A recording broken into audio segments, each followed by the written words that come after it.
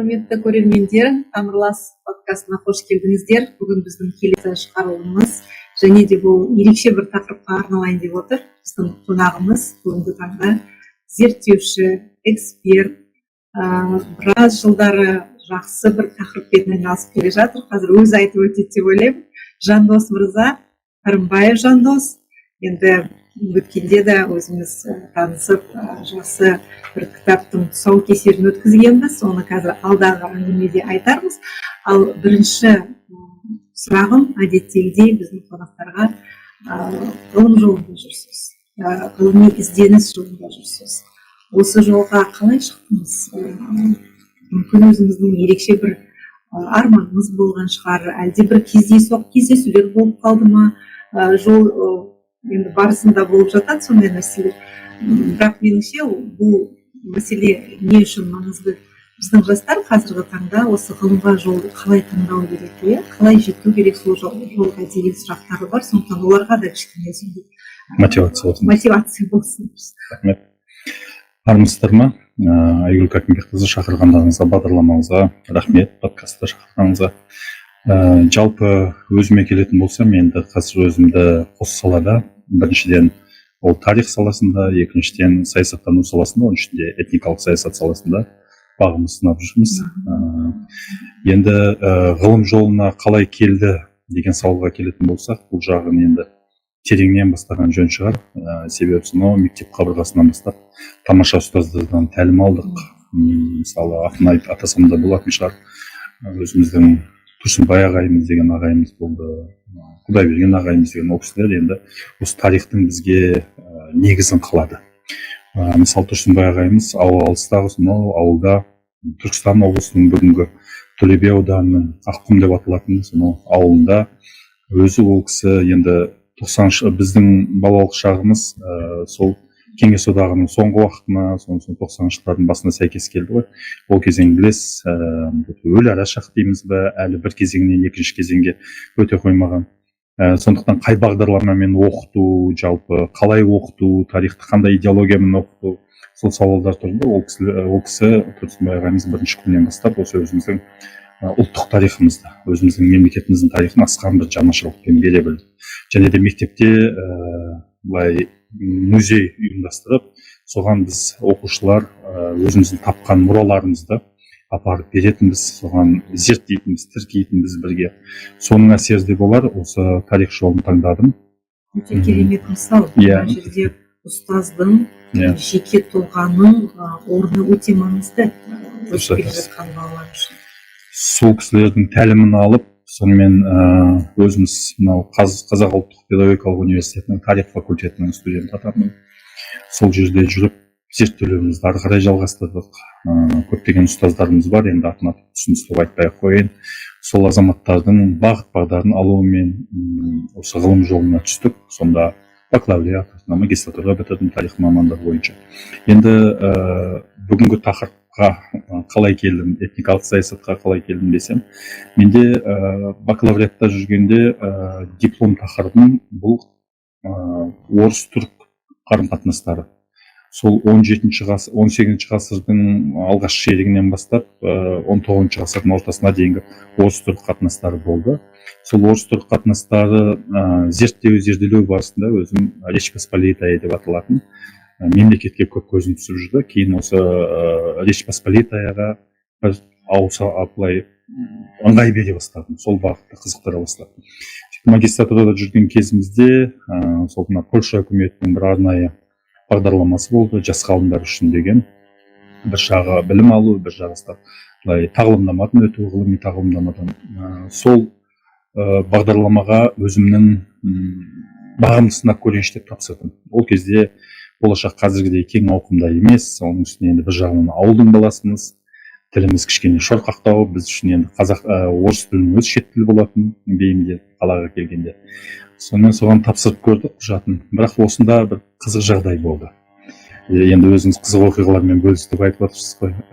Мен құжатымды тапсырған кезде үлгере алмай жатырмын. Бірнеше күн ғана қалды. Ол кезде қазіргідей әлеуметтік желілер жоқ. Барлығы да сол халықаралық ынтымақтастық бөлімінің хабарландыру арнайы тақташасында ілулі тұрады. Кеш көргенбіз, құжатымды жинап жатырмын, үлгере алмай жатырмын. сонымен ал уақытта алматыны білесіз, трамвай жүретін, өкінішке орай бүгінгі таңда ол көлік Еуропа, әдемі көрініс болады. Еуропа үшін классикалық кереметтей көлік біздің қалаларымызда азайып барады, өкінішке орай. Сол трамвайға мініп қайтып бара жатырмын, үлгермеймін, қойшы осыны қалдырайын деп. Сонымен 4-ші трамвай деген болушы еді, егер білсеңіз. Сол 4-ші трамвайға мініп, сонау Ақсай ықшам ауданына қарай бет алдық. Солай кетіп бара жатқанда, шамамен егер шатаспасам, медицина университетінің асфильяторатындағы тұсынан өтіп бара жатқанда, сондай бір ерекше сәт болатын, жаңбыр жауып тұр, жапырақтар ұшып жатыр. Соңғы жағына барып, жолға қарап тұрғам, соны бақылауды өзім ұнатамын, ойға шомған бір қарасам, бір үндіс азамат келе жатыр. Бір аяғы жоқ, артында үлкен өзінің рюкзагы, сонымен балдақпен трамвайдың жолынан өтіп келе жатыр. Сонда бір сәтте басымнан бір соққы бергендей болып та өз-өзіме келе қойдым. Мынау азамат, мынау үндіс азамат, осы дәрігерлікке, ғылымға, білім алуға деген ынтықтық, осы азаматты сонау Үндістаннан бірнеше мың шақырым жерден алыстағы Алматыға келген екен. Мүгедек. Ал мен 12 мүшем түгел. Мен неге өзім арманымнан бас тартуға тиіспін? Неге тез соған бейімделіп мойындауға тиіспін? Деп қайтсем де осыны жазам деп, сол күні барлық құжаттарды дайындап, түні бойы ұйықтамай, ертеңіне құжаттарымды апарып тапсырдым. Арада біраз уақыт өтті, сол бағдарламаның жеңімпазы атандым, стипендия таптым. Сонымен Польшаға жол жүрдік. Өте әсерлі болған екен, шынымен ойыңыз дәл соған түскені. Айтпаңыз, солай болды. Әрине, осындай нәрселер немесе шынымен де кей кезде өмірдің бір аса маңызды шешімдерін қабылдауға мүмкіндік беретін сәттер. Және де салыстыра отырып қабылдау, бастысы салыстыра отырып қабылдау. Содан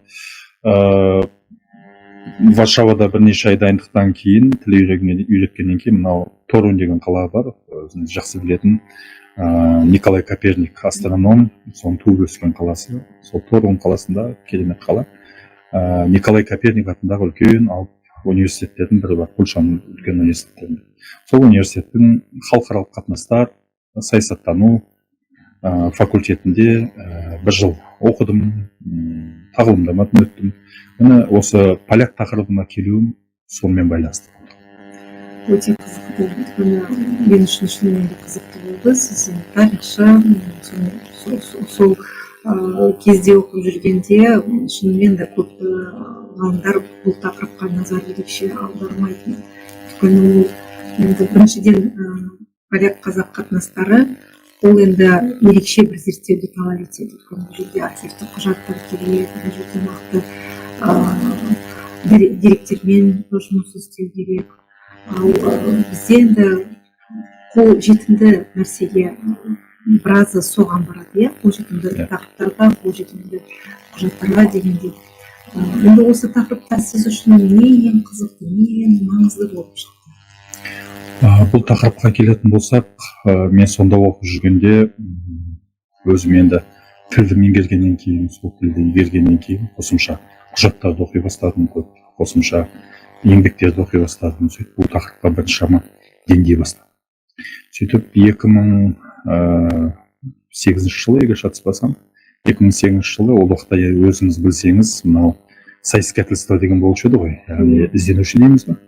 Ізденуші белгілі бір тақырыптарды я аспирантураға түсіп оқисың, я болмаса ізденуші ретінде тіркелесің бір ғылыми институтқа, содан кейін сол тақырыпты зерттеп кейін қорғайсың деген емес, сол ізденуші болдым.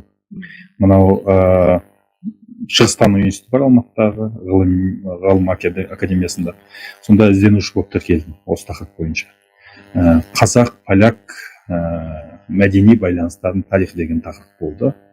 Бұл тақырыпты енді кішкене былай жұмырлап, оны белгілі бір жүйелеп ретке келтіріп беруге Хангелді Абжанов ағамыздың тарихшы көмегі тиді. Яғни осыны осылай реттеп, осы тақырыпқа қорғасаң қалай болады дейді. Бірақ өкінішке орай ол жердегі өзіңіз білесіз, 2010 жылы Болон конвенциясына бірден еніп кеттік те, соның салдарынан мыңдаған ғалымдар осы қорғаудан шеткері қалып қойдық. Оның бір бөлігі Ресей асты, бір бөлігі Қырғыз асты. Солай мен сол кезде қорғамадым. Тақырып қалып қойды, бірақ ғылыми тақырыптарды, мақалалар жазуды жалғаса бердім. Конференцияларға қатысу. Себебі бір хобби сияқты сондай бір қызықты бағыт болды өзіме. Енді бұл несімен қызықтырды дегенге келетін болсақ, Польша мемлекеті, Речь Посполитая дейміз, ол енді қазіргі Польшадан әлдеқайда кең ғой. Бір бөлігі қазіргі Польша мен Литваның бірлескен мемлекеті. Қазіргі Украинаның, Белоруссияның аумақтарының бір бөліктері енеді. Сол поляк халқы 1790 жылдардың соңында 3 рет бөліністен кейін, мынау өзінің алпауыт көршілері Ресей империясы, Пруссия дейміз, Австрия империяларының арасындағы бөліністен кейін бұл мемлекет тарих саясат былай субъекті ретінде халықаралық қатынастардың картадан жойылды 1918-ге дейін. Ал біздің қазақ халқына келетін болсақ, бізде де сондай жағдай болды. Бізді де отарлап алды, бізде отар ел болдық. Нәтижесінде бізде халықаралық қатынастардың субъектісі ретінде жойылып кеткен кез болды. Сондықтан қос халықтың тағдыры, қос халықтың жалпы осы жағынан ұқсас болды. Сондықтан бұл маған бір қосымша септігін тигізді, одан әрі қызығып зерттеуге. Енді былай қарасаңыз, қос мемлекеттің аралығында бірнеше мың шақырым жатыр, бірнеше елдер орналасқан. Сондықтан бұл халықтардың қарым қатынасы негізінен сол империя, Ресей империясының кезінде, одан кейін Кеңес одағының кезінде жүзеге асқан, және де белгілі бір науқандардың барысында жүзеге асқан. Мысалы, Польшадағы қаңтар көтеріліс дейміз 1863-64 жылғы, оған дейін 1830 жылғы қараша көтерілісі дейміз. Соның барысында енді бұлар тәуелсіздігін үшін күресті ғой. Біздің жерімізде де ол уақытта бір қызығы, біздің жерімізде сол кезеңдерде империяға қарсы бас көтерулер азаттық жолында күрес жүріп жатты. Сол империяның мұздай қаруланған әскері басып жаныштағаннан кейін, онда қолға түскен азаматтар, тұтқындар Сібірге жер аударылады. Сондықтан мына поляктардың санасында да біздің қазақта ит жеккенге айтату дейді ғой. Сол сияқты поляктардың да санасында осы Сібір деген бір берік орныққан трагедиялық қаралы беті. Соған жер аударылғанда енді мынау Орал тауынан бері асырғаннан кейін олардың бір бөлігі біздің қазақ даласына келді. Яғни қазақ халқы мен поляк халқының өкілдері танысып, табысып, араласып, кооперация болып жүзеге асты. Мен осы қатынастарды соған мән бере бастадым. Шынымен де өте қызықты. Екі мәдениет әртүрлі, діни көзқарастары да, діни ұстанымдары да әртүрлі. Бірақ енді сіз жаңағы тағдыр ұқсастықтарын тауып, осыны бірдей зерттей бастадыңыз. Енді мына кітапқа назар аударатын болсақ, бұл сіздің енді меніңше өзіңіздің оқуға барып, докторантура оқып келген тек қана білім алып емес, сонымен қатар мынандай үлкен бір олжамен келдіңіз елге. Иә, ол үлкен қазақ-поляк байланыстарының тарихы деген танымал тұлғалардың мысалында деген жақсы бір еңбек аяқтап шығарып елге танытуға алып келдіңіз осыны. Осы тақырыбыңыз, осы еңбегіңіз туралы нақтылай айтыңыз. Осы бүйтіп қойып көрсетсем болады ма? Көрсетейік. Былай қоясам, осы сөйлеп жатқан кезде. Бұл еңбекке келетін болсақ, бұл еңбек біздің бірлескен еңбегіміз. Қазір ол уақытта Польшадағы төтенше және өкілетті елшіміз болып, белгілі дипломат Марғұлан Баймұхан мырза келген еді. Сол Марғұлан Баймұхан мырзамен таныстығымыздың барысында, бір кездесуіміздің барысында осындай ой туды. Біз неге осы қазақ-поляк байланыстарын тарқатып, кешенді түрде кең етіп жазбасқа дегендей. Сонымен бұл біздің жобамыз 2018 жылы басталды. 2018 жылы басталып 3,5 жылға созылды. 3,5 жылдың ішінде осы менің бойымда қандай ақпарат бар, мен қандай ақпарат жинадым. Ол кісі енді ұзақ уақыт өзі Краков университетінің түлегі, экономист, бірақ Польшада көп жыл дипломатиялық қызмет атқарған, жалпы 20 жылдай ау демеге жатсам. Сол уақытында ол кісінің де өзінің түйгені, түрткені бар екен. Сол ақпараттарын жинақтап, екеуміз осыны жоспарладық. Осы еңбекті жоспарладық, жиі бас қосып тұрдық. Шамамен емес, анық 12 тарауды түздік. Сол 12 тарау бойынша жұмыс істедік. Содан кейін өзіміз ортақ шешімге келдік. Бұл еңбекті біз қос тілде шығаруымыз керек. Яғни полякта оқи білу керек, бұны қазақта оқи білу керек. Сөйтіп мына көз алдарыңызда тұрған еңбекті негізі 2021 жылы аяқтадық, тәмамдадық. Сөйтіп өзіміздің Қазақстанымыздың тәуелсіздігінің 30 жылдығына тарту ретінде бастап шығардық. Сол жақта бір поляк кәсіпкердің демеушілігімен, белгілі поляк кәсіпкердің демеушілігімен біз басып шығардық. Еңбек сонда презентация жасалынды. Одан кейін өзіміздің елде презентация жасалынды. Шақыртуларыңызға рахмет. Әрине Қазақстан Халық Ассамблеясының кеңесінде де, ғылыми кеңесінде де презентациясы өткен болатын. Жалпы осы еңбектің шығарылымы осындай. Енді ары қарай әңгіме барысында тарқатып айтатын не туралы екенін. Иә, бұл жерде ең бастысы қызықтыратын мынау тарихи тұлғалардың мысалы ретінде көрсетесіз.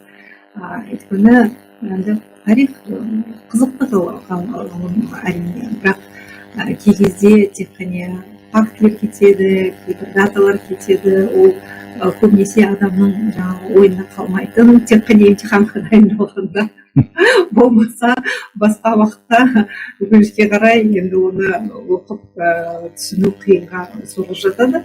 Және де қазіргі тарихқа қызығушылық көбінесе мынау саясиландырылған сондай бір идеологиялық жағынан сондай көп соған әсер беріледі. Және тағы да өкінішке қарай біздің қоғам кейде соған екі жаққа бөлініп үлкен соттауға дейін жетеді.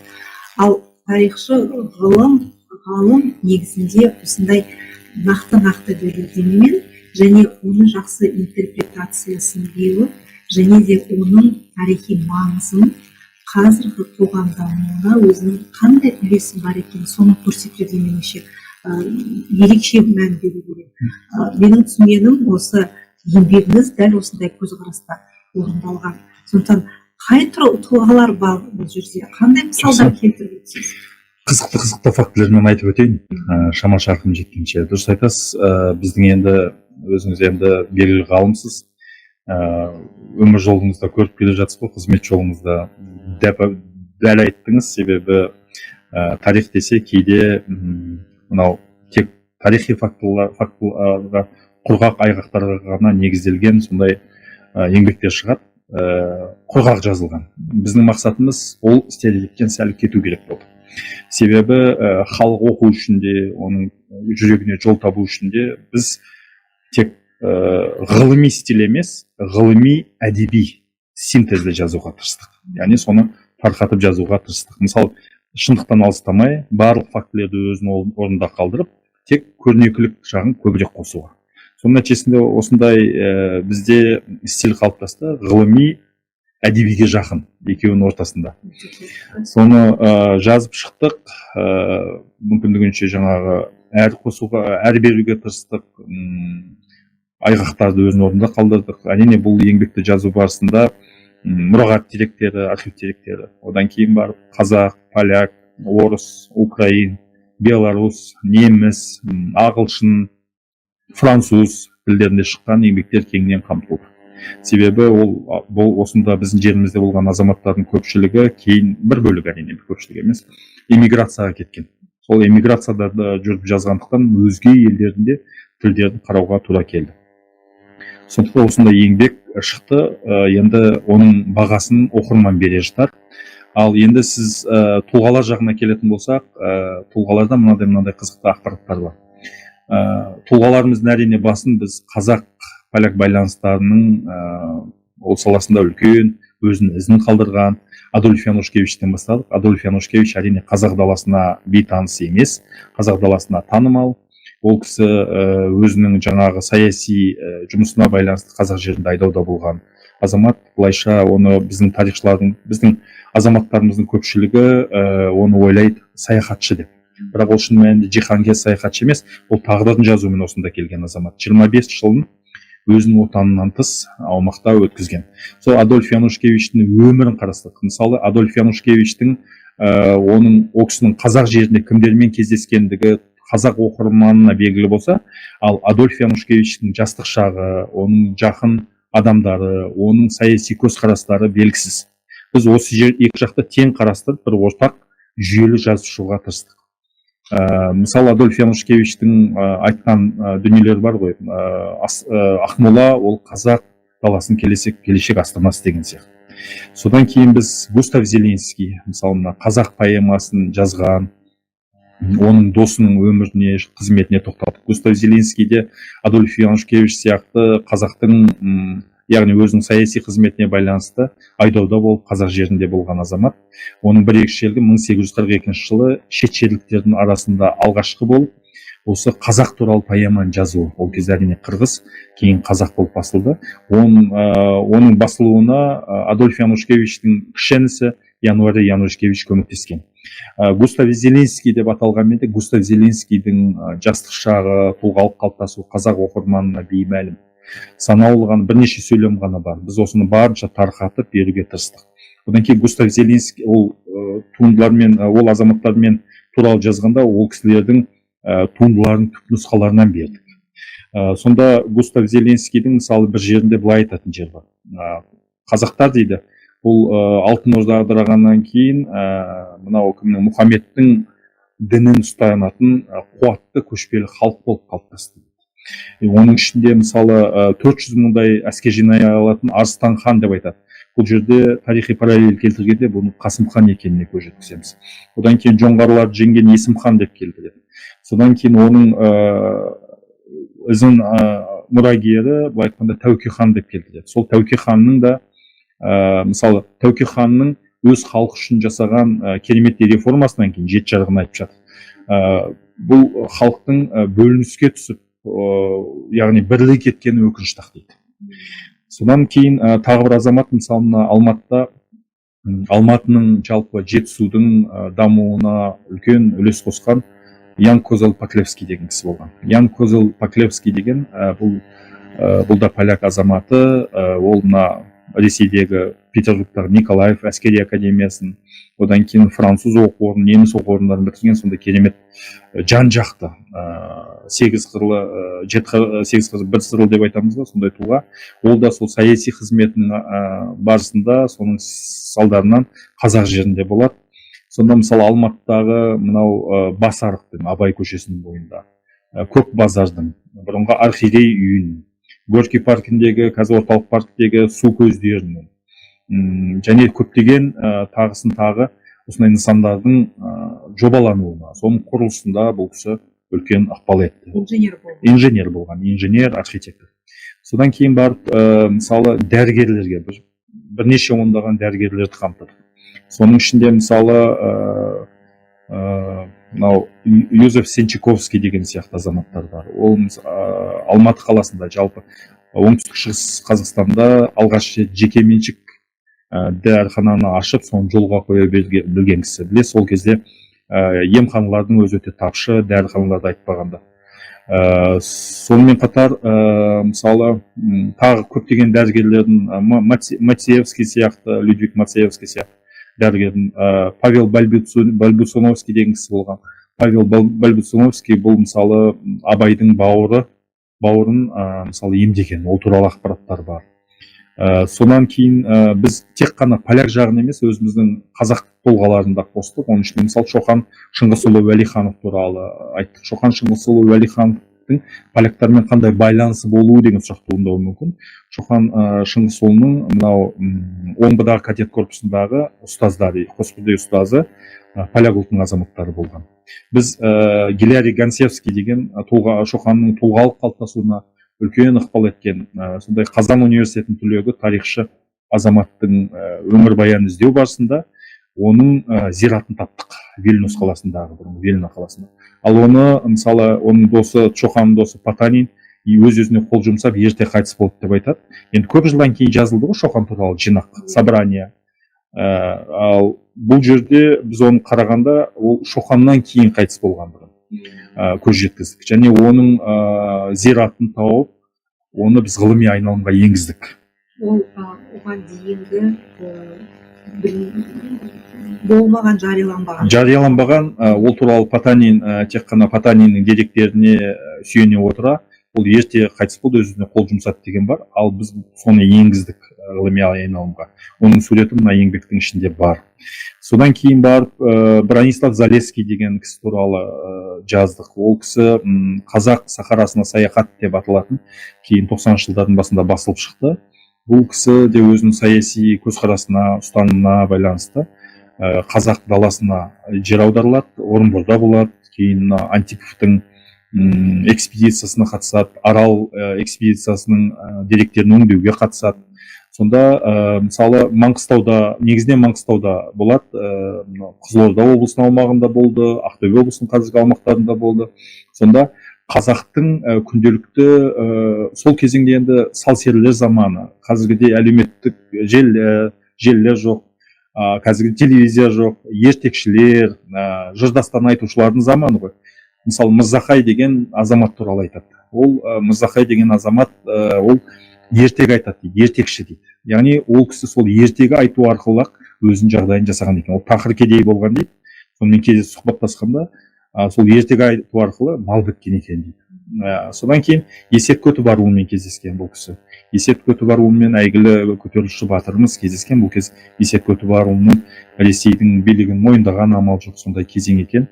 Есеттің неше түрлі шені бар дейді. Бірақ соның ішінде оған қатты ұнайтыны ол батыр деп айтуы дейді. Сол Есеттің үйінде қонақта болдық. Ол кісі біздің өзінің ағайын туысымен кереметтей қарсы алды дейді. Сөйлестік дейді. Сонда Есет Көтібарұлының мынандай сөзін цитата етіп келтіреді. Бұл адам дейді жабулы сандық сияқты. Оның ішін сандықты ашпай, оның ішінде не бар екендігін білмейсің дейді. Адамның дейді, демек жан дүниесіне, оның көңіліне жол табатын кілт оның тілі дейді. Адам қашан тілеспейінше, яғни ақпаратты біз адам туралы айта алмаймыз деп айтады. Тіл демекші жаңа. Қай тілде сұхбаттасып, қай тілде қарым-қатынас орнатты, осы маңызды сұрақ сияқты. Мысалы Адольф Янушкевичке келетін болсақ, Адольф Янушкевич қазақ жерінде көп болғандықтан кейін Сібір қазақтарының басқармасында жұмыс істегендіктен қазақ тілін жетік білген. Көп поляктар қазақ тілін жетік білген. Ал енді кімге Бронислав Залесскийге келетін болсақ, оның да белгілі бір деңгейде қазақ тілін білді деп айтуға негізі бар, себебі Орынборда ұзақ жылдар тұрған. Ал ол кезде қалалық жерде, яғни қаланың өздерінде, шаһардың өзінде орыс тілділер көп болғанмен де, орыстар көп болғанмен, шаһардан қалай шығып кетесіз қаладан? Онда қалың қазақтың көшіп жүретін жері. Сондықтан да, ал мен ойлаймын, мүмкін қазақ тілінде, ішінара орыс тілінде сұхбаттасқан болар деп топшылаймын. Жақсы, рахмет, жалғастыра беріңіз. Сұрақ қойдым. Иә. Бұл енді ары қарай тағы да келетін болсақ, содан кейін бір тарау бұл мынау кімге арналады? Мұстафа Шоқайға арналады. Еркіндік жақындастырады деген тақырып. Өздеріңіз білетіндей, мынау Қазан революциясынан кейін большевиктер билікке келді де, ал бұрынғы, яғни тәуелсіздік аламын деген орталық Азияның Тұранның тәуелсіздік үшін күрескен Мұстафа Шоқай сынды атамыз сияқты азаматтар әрине биліктен тыс қалды. Ол эмиграцияға кетуге мәжбүр болды. Алаштың да тарихын білеміз, бәрі ойлағандай болмады. Өздерінің көздеген діттеген мақсаттарына қол жеткізе алмады. Ал енді Мұстафаға келетін болсақ, білесіздер, оның тарихы өте қиын, сондай бір шытырман оқиғалы фильмде түсірілген, сондай сценарий болатындай, ол қиын жағдайда эмиграцияға кетті. Францияда тұрды, Нажан қаласында өзінің саяси күресін жалғастырды қаламның күшімен.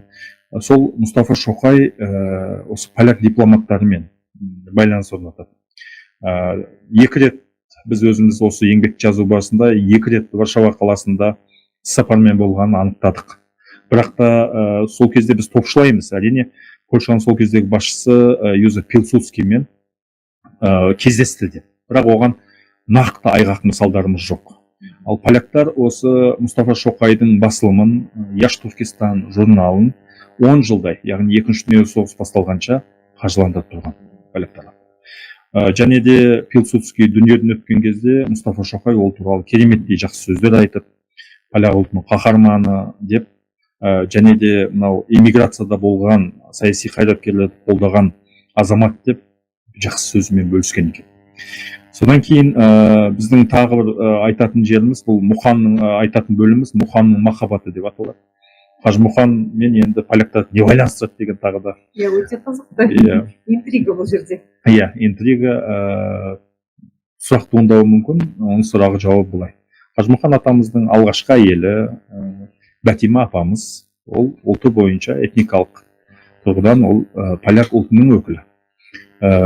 Надежда Чепковская. Екеуі 1909 жылы Рига қаласында сонда жарыс өтеді, сонда танысқан екен. Бәтима апамыз бұл кісі циркте өнер көрсеткен, аттың құлағында ойнаған шабандоз қыз болған. Сол кезде танысып, оны өзімен бірге алып келген екен қазақ даласына. Даламыз омбыға алып келеді, сол жерде Хасен деген молда олардың некесін қиып Бәтима атанады.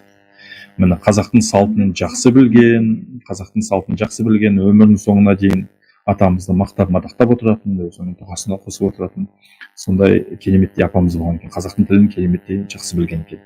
Акценті болса да қазақша өте жақсы сөйлейтін деп айтады.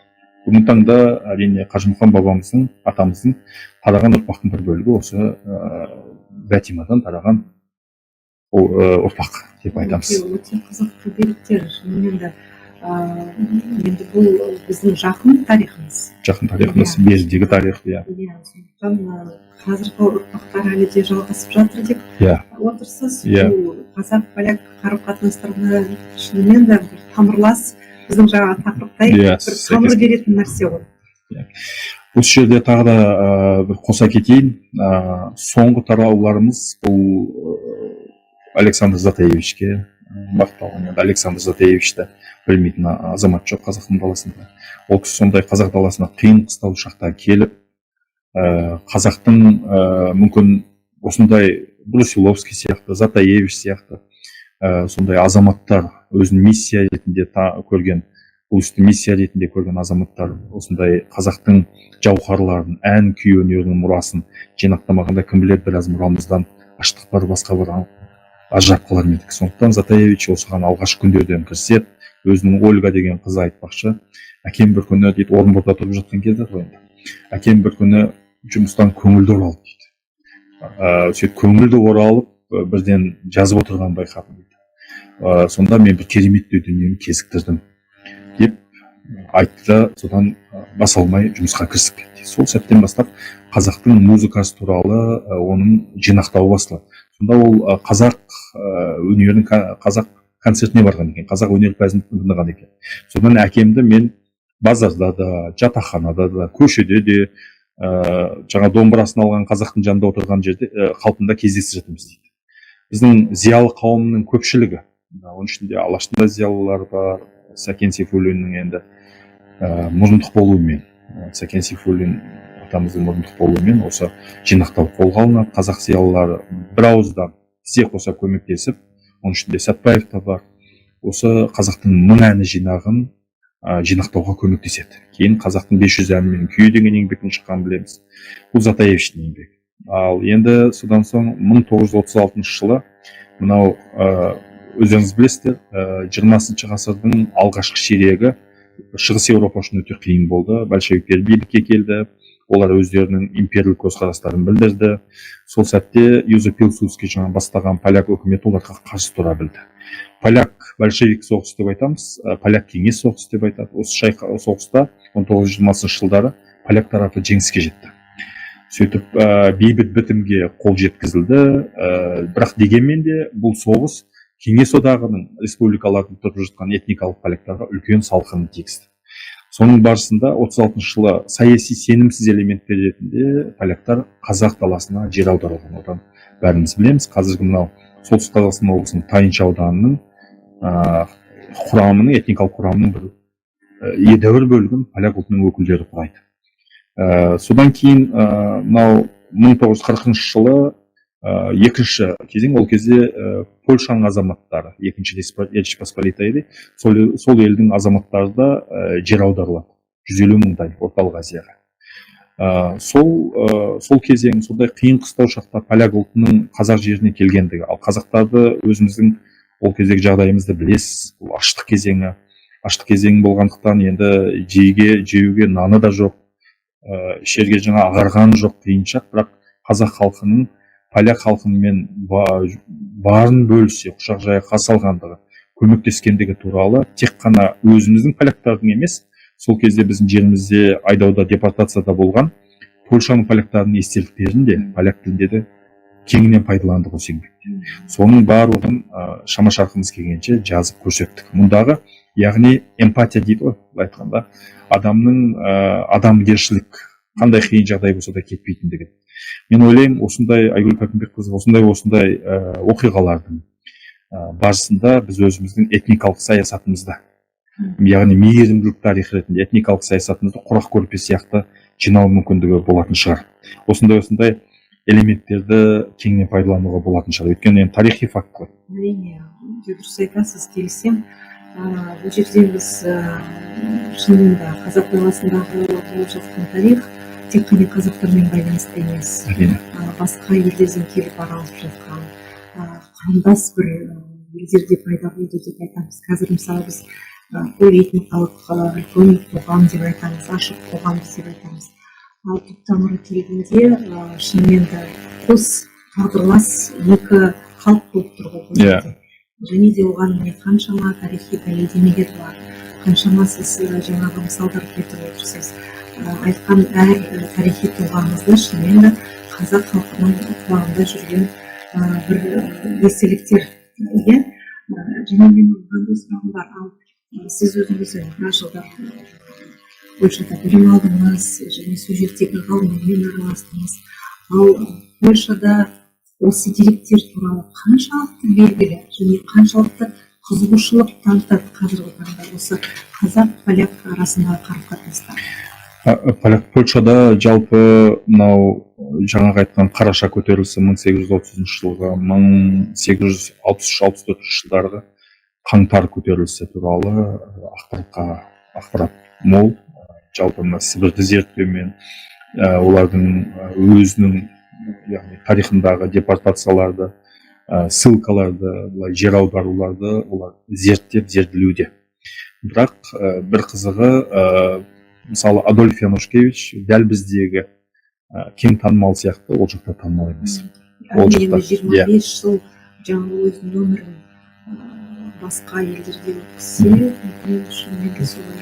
Ол жақта ондай танымал емес. Адольф Янушкевич мысалы ол қазір енді ол кісі туралы жаңа Зеленскийлер туралы еңбектер шыққан, бірақ та кең танымал емес. Мынау поляктың қазір есіме түскенде айтарым. Содан кейін мынау 40-шы жылдары қоныс аударған азаматтардың мысалында естеліктер жинақтары шыққан. Ол бойынша біраз дүниелер жинақталған. Бірақ та оларға интерпретация беру жағы енді бір кезде идеологиялық тұрғыдан қазір басқаша интерпретация беріп жатыр. Біз осы, яғни қазақ тарапында мысалы жаңағы келген тұлғалардың жастық шағы, тұлғалық қалыптасуы, бізге келгенге дейінгі тарихы, бізден кеткеннен кейінгі тарихы туралы ақпараттар жетімсіз болғандықтан, поляк жағында тиісінше қазақ жерінде олардың қызметі жетімсіз болғандықтан осыны біріктіріп синтез жасадық. Мақсатымыз да сол болды. Жалпы қос халықта білсін. Қос халықта одан кейін біздің тарихымыз поляк тарапына әрине белгісіз көп жағдайда. Соны біз тарқатып, әр оқиғаға, әрбір саяси науқанға дефиниция беріп тарқата жазуға тырыстық. Оларға да бейімдеп, олар оқыған кезде түсінетіндей. Керісінше оларда болып жатқан көтерілістер, оларда орын алған саяси оқиғалар, олардағы тұлғалар бізге белгісіз, билеушілер. Сондықтан біз де оларға анықтама беріп тарқатып жазуға тырыстық. Сондағы мақсатымыз да қос тараптың да осы екі халықтың арасындағы байланыстың тарихы турасында сондай бір жүйелі, бір сыдырғы оқуға ыңғайлы болсын деген бір жағы мынау қос ұлттың мейірімділігін көрсететін, қос ұлттың былай айтқанда мүдделес екендігін көрсететін осындай кешенді еңбек болуын қаладық және сол еңбекті жарып шықтық. Өте керемет, жақсы әңгіме, және болашақта да осы тақырыпқа назар аударасыз ба? Қай жағынан тағы кеңейткіңіз келеді? Қай жақтары әлі айтылмай қалды? Біз енді бұл еңбекті жазу барысында 1800 жылдардан бастап 1828-25, содан 1950 жылдарға дейін келдік. Одан бергі тарих ептеп жазылған жоқ. Ол кезде де өзінің дегені бар. Одан кейін қазіргі уақытта түрік академиясы бар, жалпы түрік ынтымақтастығы артып келеді ғой. Ал Польшада поляк, литов татарлар дейді, ғылыми тілде, лепкілер дейді, поляк татарлар дейді, сондай этникалық топ бар. Бүгінгі таңда 5.000-ға таяу саны жағынан. Ол бір кезде мынау Алтын Орда ыдырайтын кезде Тоқтамыспен бірге Литов ұлы князьдығына кеткен біздің тайпаларымыздың, оның ішінде қазақтың құрамындағы тікелей тайпалардың ары қарай қалыптасқан этникалық топ қой. Содан ептеп болған Қырым хандығында ықпалы болды. Бұл халық бір қызығы, бұл этникалық топ бір 200 жылдың ішінде өзінің тілінен айырылды, қыпшақ тіл тармағына жататын. Оның халық болып қалыптасуына, жалғасын табуына, осы күнге дейін бізге жетуіне мен поляк татарымын деп, оның діні сақтап қалған. Яғни сунниттік бағыттағы ислам діні ол халықты халық ретінде жеке дара сақтап қалды. Мүмкіндік болса, осы халықтың да, осы этникалық топтың да тарихын тереңдей, кешенді зерттесек па деген ой бар. Өте қызықты екен. Және шынымен де дерек айтып қалған бұл топ туралы, және де мысалы біздер үшін де бұл жақсы жаңалық болатын секілді, жаңа ізденіс болатын секілді. Рахмет. Әрине көп жақсы мәлімет бүгін естідік сізден, Жандос мырза. Еңбегіңіз осындай жақсы кітаптар ретінде қала берсін естелікте, және де осыны мен білемін, сіз кітапханаларға тапсырдыңыз, дәріптеп жүрсіз, айтып жүрсіз, көрсетіп жүрсіз. Өйткені қазіргі шынымен де ақпараттық кеңістікте басқа ақпараттар басым болып кетеді. Кей кезде енді арнайы онымен қызықпаса бір мамандар тыс қалып жатады. Бірақ өте керекті, өте сондай тарихи маңызы зор, және де қазіргі біздің қарым-қатынастарды нығайтуға екі елдің арасындағы, және осы көп жағдайда да білмей жататын мысалы поляктар Қазақстанға қайдан келді деп, бұлар түркітілдес емес, бұл ареалдан шықпаған, түсінікті енді өздерінің шыққан, сіз айтқандай шекаралас ел емес, сондықтан қайдан келді, тарихы қандай дегенге жақсы жауаптар бар бұл жерде. Сондықтан сізде тек қана осындай жақсы тарихи ғылыми жаңалықтар көп болсын өзіңізде, еңбектеріңіз шыға берсін, және осы ғылым жолындағы ізденісіңіз сәтті болсын. Рахмет, шақырғандарыңызға көп рахмет. Құрметті көрермендер, Тамырлас подкастының тағы бір кезекті шығарылымын көріп шықтыңыздар. Бүгінгі қызықты тарихи оқиғаларды біз тағы да бір сараптап шықтық. Жаңа бір мәліметтерге көз жеткіздік. Сондықтан тағы да келген біздің қонағымызға, Жандос мырзаға үлкен ризашылығымызды білдіре отырып, сіздермен де ұзаққа кетпей келесі аптада тағы да кездесеміз деп сенеміз. Көп рахмет. Біздің каналға жазылуыңызға шақырамыз. Тамырлас подкасты әрдайым сіздермен боламыз. Көп рахмет. Сау болыңыздар.